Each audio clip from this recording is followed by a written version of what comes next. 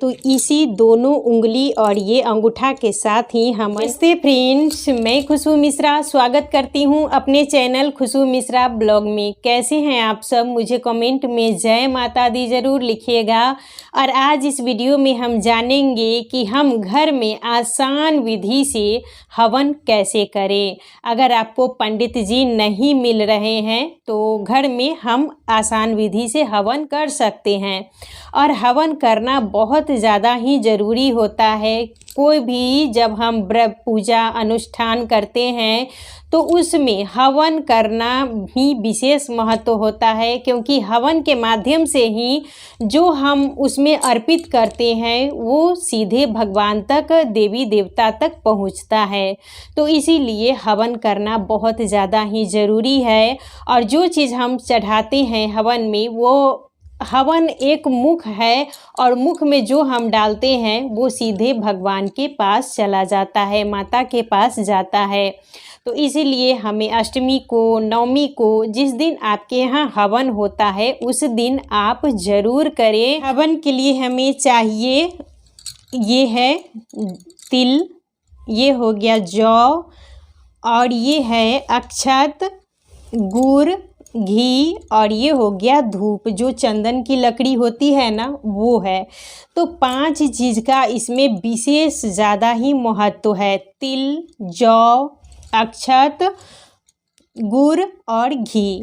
तो हमें सामग्री कितनी मात्रा में लेनी है? तो तिल हम जैसे मतलब 1 कटोरी लेंगे तो 1 कटोरी का आधा हमें जौ लेना है, और जौ का आधा हमें अक्षत लेना है, अक्षत का आधा ही हमें गुड़ लेना है, और गुड़ का आधा हमें घी लेना है। ये 5 सामग्री का ही हवन में विशेष ज़्यादा ही महत्व होता है, और ये मतलब एक बराबर माप में होना चाहिए। है धूप, जो चंदन की लकड़ी होती है, तो ये भी उसमें जलाया जाता है। और भी सामग्री आप जला सकते हैं, लेकिन हम ये 5 चीज़ जो सबसे ज़्यादा महत्वपूर्ण है, और इसकी क्वांटिटी पर हमें ज़रूर ध्यान देना चाहिए कि कितना मिलाना है, कितनी मात्रा में मिलाना है।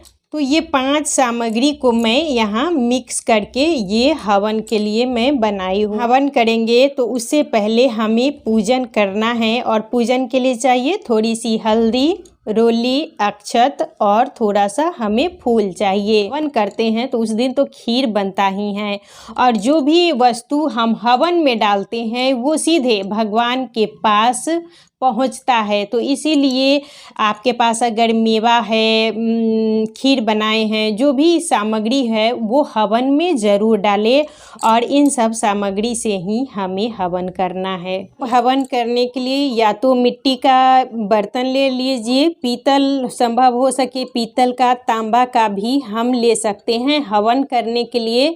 लेकिन अगर इस तरीके का भी आपको मिल जाए तो वो भी बहुत ज़्यादा अच्छा होता है। जितनी अपनी सामर्थ्य हो, जितनी अपनी क्षमता हो, उसी अनुसार से हमें पूजा पाठ करना चाहिए। यथाशक्ति तथा भक्ति वही हमें करनी है।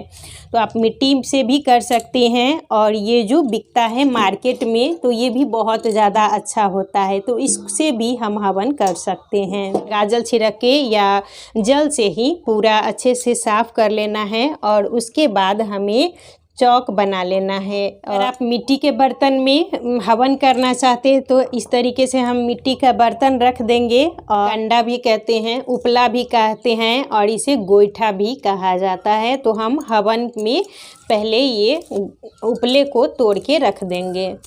तो यहाँ मैं उपले को तोड़ के रख दे रही हूँ, और मैं आपको छोटा सा ही हवन करके दिखा रही हूँ। इसी तरीके से हमें हवन करना है। तो और मान लीजिए ये मिट्टी का बर्तन से जब हम हवन करेंगे तो इसके नीचे हमें ईंटें 2-3 ईंट हमें रख देना चाहिए। ईंट वो रखेंगे क्योंकि जब ये गर्म हो जाता है तो इससे हमारा ज़मीन मतलब ये दरार पड़ने का डर रहता है। तो अभी तो मैं छोटा हवन कर रही हूँ कुछ देर के लिए, इसीलिए मैं यहाँ नहीं रखी हूँ। लेकिन आप लोग जब घर में हवन कीजिएगा तो यहाँ पर 2-3 ईंट ज़रूर रख दीजिए। और हम इसको अच्छे से उपले डाल देंगे। और उसके बाद और इसमें हमें 2-3 मतलब कपूर डाल देना है, जिससे ये जल्दी से सुलग जाए। और सबसे पहले हम इसको शुद्ध कर देंगे।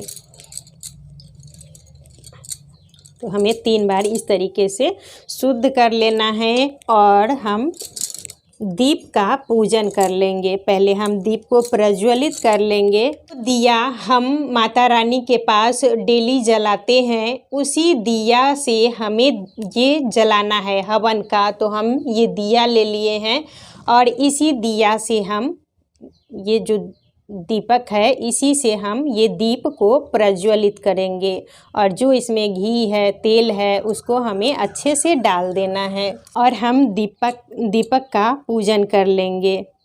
तो हमें रोली से हल्दी से पूजन कर लेना है और चढ़ा दूंगी। और पुष्प डाल के हमें पूजन कर लेना है। और इसमें हम आम की लकड़ी ही डालते हैं। हवन कुंड तैयार हो गया। तो इसमें जब भी घर में हवन हो तो पति पत्नी, मान लीजिए पति पूजा कर रहे हैं तो पत्नी को भी साथ में बैठ के ही हवन करना चाहिए। और पत्नी अगर पूजा कर रही है तो पति को भी चाहिए कि वो साथ में बैठ के हवन करे। और पत्नी जब बैठेगी पति के साथ तो वो पत्नी दाहिने तरफ, पति के दाहिने तरफ ही बैठना वो ज़्यादा शुभ होता है। तो जितने भी घर के मेंबर हैं सब मिल के हवन करें। हवन करते समय सबसे पहले हमें गणेश जी का आवाहन करते हुए हमें हवन करना है। दीप का पहले पूजन करना है और दीप जो देवता हैं उनको आवाहन करना है। और सबसे पहले आहुति हमें गणेश जी के लिए देनी चाहिए। और जब भी हम हवन करेंगे तो इसी दोनों उंगली और ये अंगूठा के साथ ही हवन की सामग्री को पकड़ना है। और मृग मुद्रा में, ये जो इस तरीके का मुद्रा होता है वो मृग मुद्रा होता है। और हवन हमें इसी तरह यही दोनों उंगली और ये 3 उंगली के साथ ही हवन करना चाहिए। ये दोनों हमें नहीं सटाना है। और सबसे पहले हमें गणेश जी के लिए ही इसमें आहुति देनी है और मंत्र बोलना है साथ में। ओम गण गणपति नमः स्वाहा, ओम गण गणपति नमः स्वाहा, ओम गण गणपति नमः स्वाहा। 3 बार, 5 बार, 7 बार आप गणेश जी के लिए पहले आहुति दे दीजिए, क्योंकि प्रथम पूजा गणेश जी की ही होती है। और उसके बाद हमें माता रानी के लिए और जितने भी देवी देवता हैं उनका नाम लेके आप इसमें आहुति दे सकते हैं। ओम धूम दुर्गाय नमः स्वाहा, ओम धूम दुर्गाय नमः स्वाहा, ओम धूम दुर्गाय नमः स्वाहा। और अगर ये मंत्र आपको बोलने आता है तो ओम ऐं क्लीं चामुंडाय विचे नमः स्वाहा, ओम ऐं क्लीं चामुंडाय विचे नमः स्वाहा, ओम ऐं क्लीं चामुंडाय विचे नमः स्वाहा। कोई भी मंत्र नहीं बोल सकते हैं तो सिर्फ स्वाहा स्वाहा स्वाहा स्वाहा। और जितने भी पूरी फैमिली है सब मिलके हवन ज़रूर करना चाहिए। इससे हमारे घर में जो भी नकारात्मकता होती है, जो भी घर की गलत ऊर्जा होती है वो खत्म हो जाती है और हमारे घर में एक अच्छा वातावरण बनता है। बीच बीच में हमें ये घी की आहुति देनी चाहिए ताकि ये जो प्रज्वलित है वो बुझे ना और सब कुछ अच्छे से जल जाए। अभी तो मैं खीर नहीं बनाई हूँ, नहीं तो उस दिन खीर का भी भोग लगाया जाता है। और जो चीज़ हम इसमें डालते हैं वो सीधे भगवान के पास पहुँचता है। तो आप खीर ज़रूर उसमें डालिएगा। और जो भी मान लीजिए खीर नहीं है तो ड्राई फ्रूट्स सब है तो वो सब भी हम इसमें डाल सकते हैं। ये सीधे भगवान के, ये भगवान का मुख होता है और जो सामग्री हम इसमें डालते हैं वो सीधे भगवान के पास पहुँचता है। तो हमें बड़ी ही श्रद्धा से और हवन ज़रूर करना चाहिए। स्वाहा स्वाहा। और कभी भी ये जो हवन है वो उसको आराम से जलने दे, उसको या तो हाथ से हमें बुझाना नहीं है और फूंक मार के भी हमें हवन को नहीं बुझाना चाहिए। कोई भी दीपक चाहे हवन जो भी है उसे कभी भी हमें ना फूंक मार के बुझाना है और ना हमें उसको हाथ से बुझाना है, वो अच्छा नहीं होगा। जलते जलते ये अपने आप ख़त्म हो जाएगा और इससे हमारे घर में एक अलग एनर्जी आती है, एक अच्छा इन्वायरमेंट बनता है।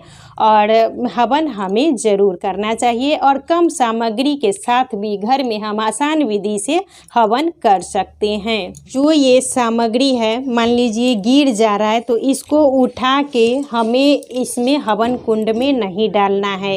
इस सामग्री को हम विसर्जित कर देंगे, अलग रख देंगे और जब ये विसर्जन होगा उस समय हमें विसर्जन कर देना है। इसी तरीके से हम घर में आसान विधि से हम हवन कर सकते हैं। और हवन करते समय हमें ये सब जो सावधानियां हैं छोटी मोटी वो हमें ज़रूर बरतनी चाहिए और इससे हमारे घर में माता रानी प्रसन्न होती हैं और जितनी भी घर की नेगेटिविटी होती है वो घर से चली जाती है और हमारा घर का वातावरण अच्छा बनता है। तो आज का वीडियो यहीं तक था, फिर मिलूंगी एक नए वीडियो में। वीडियो अच्छा लगे तो इसे लाइक कीजिएगा, मेरे चैनल को सब्सक्राइब कीजिएगा। फिर मिलूंगी एक नए वीडियो में, तब तक के लिए नमस्कार।